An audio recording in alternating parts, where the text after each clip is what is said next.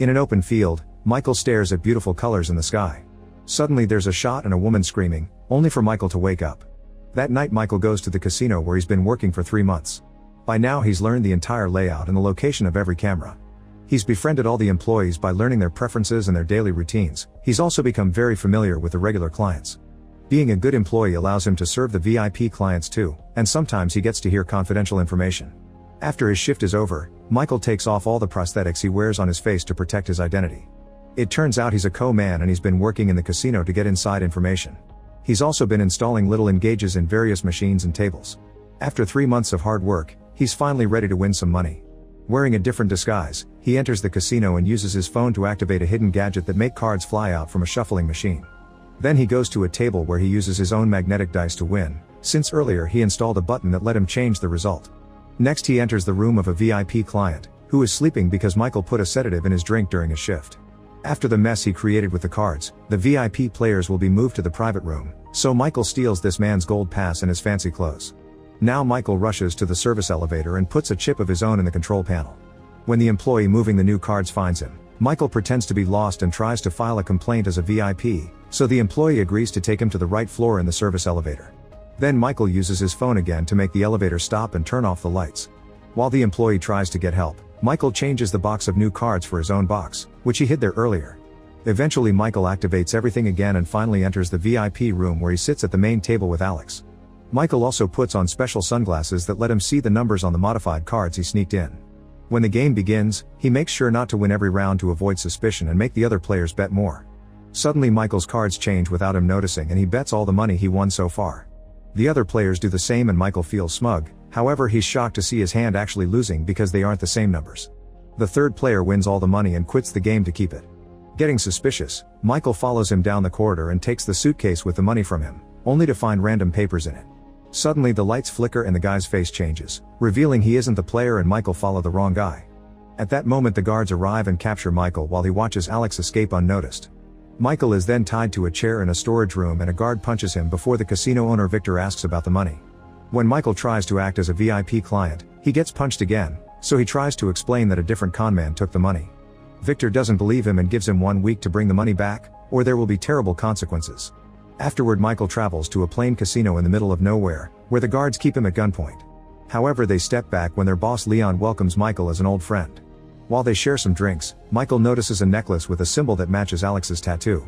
He asks about its meaning, but Leon first makes him share what happened. Then Leon explains that there are people like psychics and witches who are born with the ability to dive into their consciousness, which is like a special room where they're allowed to pull off a supernatural activity. In Alex's case, it seems he has the power to change things that other people see. Using a book with drawings representing the legend, Leon explains that everyone in the world is bound by a collective unconsciousness and all myths come from there. People who have a special power can step out of their consciousness and enter the collective one. It's similar to an alternate universe that gives you access to infinite possibilities and all of mankind's cumulative knowledge.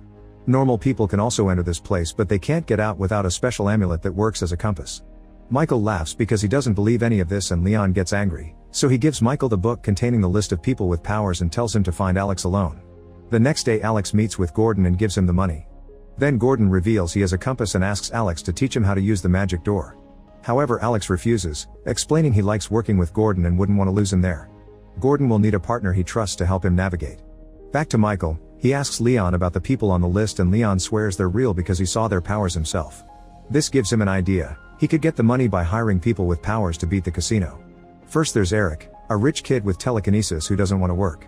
Then there's Tony, a taxi driver who can control electronic devices. Usually he only messes with small stuff, like making the meter run faster, changing the traffic lights, or activating the police car sirens. Michael visits them both and easily convinces them to join a special team to get tons of money. Next there's Kevin, a hypnotist whose parents sent to a mental institution.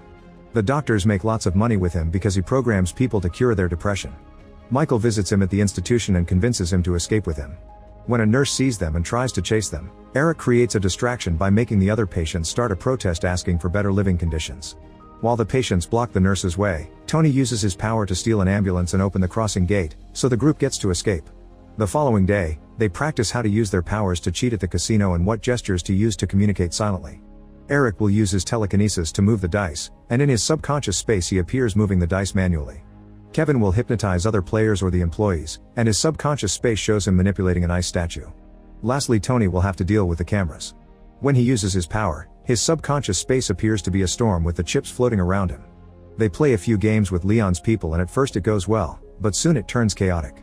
While Kevin accidentally makes an employee blind, a client of Leon's freaks out when he loses and takes out his gun. Tony gets scared and accidentally short-circuits the camera.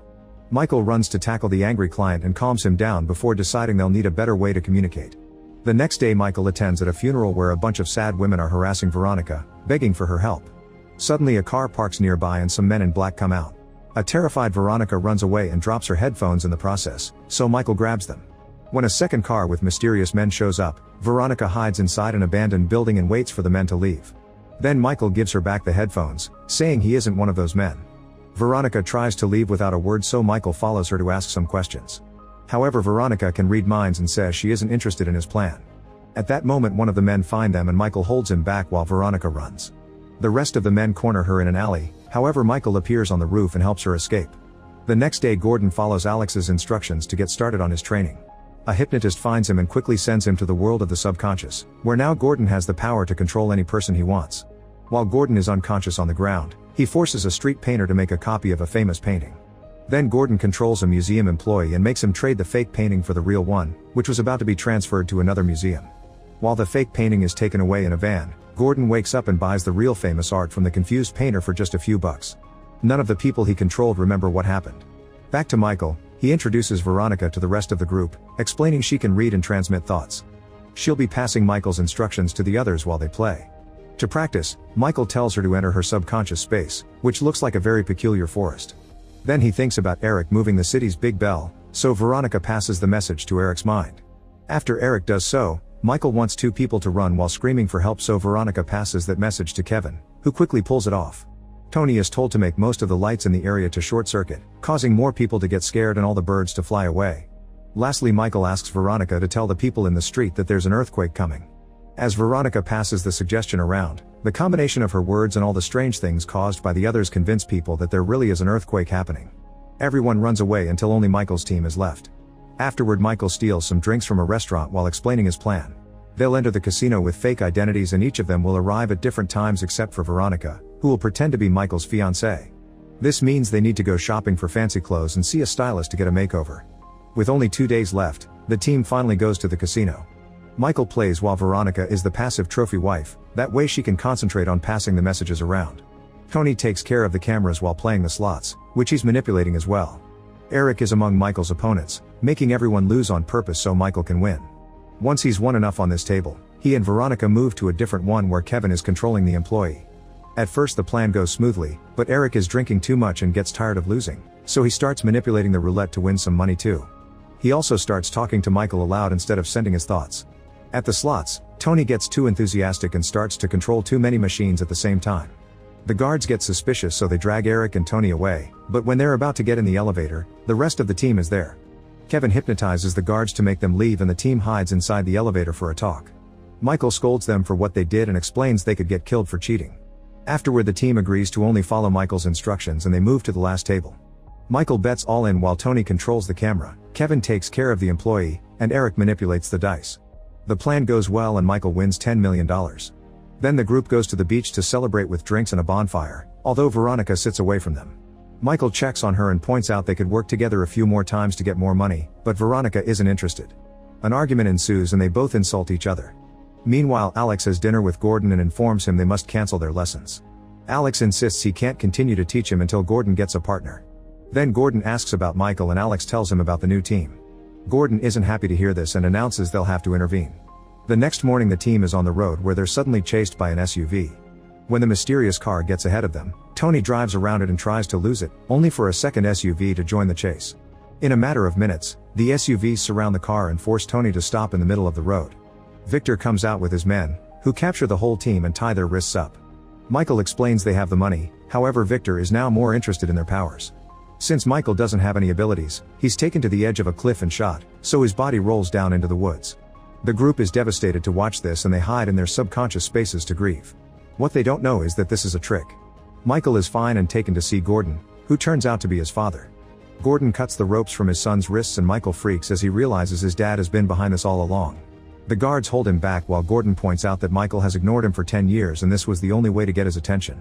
Gordon also reminds him that when Michael was a child they would dream about finding the special door, and now he knows where it is. Sometime later at Victor's casino, Tony, Kevin, and Eric are being forced to work as employees to make the clients lose. One afternoon when they return to their rooms, they find a plumber working in their bathroom. It turns out to be Michael in disguise, who notices Veronica is missing. The others explain she refused to work for Victor and she's been in a coma all this time because she hasn't left her subconscious space since she saw Michael supposedly die. That night, the lights flicker above the game tables while the guys surround Victor to announce they're quitting. The guards immediately take them to a storeroom and leave a newbie to watch the door, not noticing it's Michael. He frees his friends and then shares his knowledge about the casino to make a plan. Kevin forces a guard to use his keycard on the electronic lock while Michael uses a stolen key to leave the elevator stuck in the basement. The next corridor is blocked by lasers, so Michael leaves the guys to deal with it while he goes looking for Veronica. He puts on a mask he left there earlier and throws a gas bomb to bring down the guard, then he rescues an unconscious Veronica from her room. In the corridor Tony turns off a bunch of lasers, but he can't do all of them. At least now there's enough room for Eric to carefully move among them without touching them. He manages to make it to the other side and finds the casino's safe, so he starts using his powers to force it open. The lasers go down, but they also activate an alarm. While Michael reunites with the team, the guards try to reach the corridor, only to find the elevators not working and a hypnotized employee shooting at them.